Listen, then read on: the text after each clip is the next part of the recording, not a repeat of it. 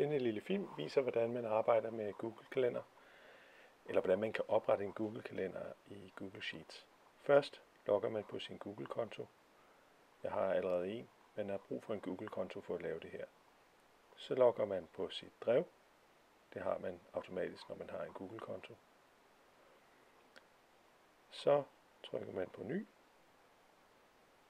og man opretter en Google Sheets. Det her ark kan så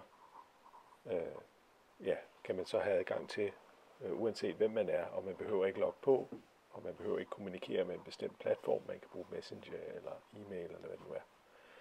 Jeg giver det her et navn, kalender,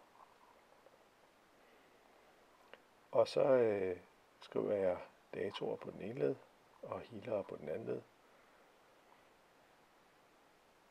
Så nu kommer datoerne her.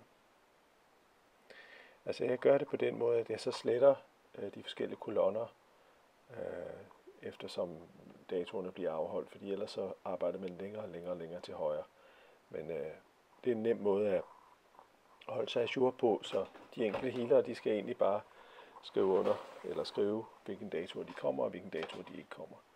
De kan skrive ja eller nej, eller ferie, eller måske er en rigtig dårlig melding, fordi man ikke ved, om de kommer eller ej, men det er selvfølgelig bedre end ingenting. Ja, det tager lidt tid her.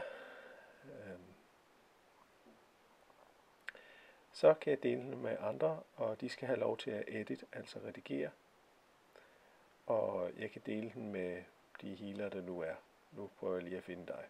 Du er der, Belize. Og du kan få et link. Så alle, som har det her link, kan nu redigere. Alle med linket kan redigere. Og jeg sender så besked sammen med linket om, at det er der, de kan bruge den. Ja, her er... Ja, nu kan jeg ikke engang helt... Ja, men det er sådan, så hvis du bruger det her ark, som jeg har lavet her, så kan jeg jo følge med. Det er måske ikke så praktisk, eller du kan også bare oprette dit eget på lignende måde, som du ikke deler med mig.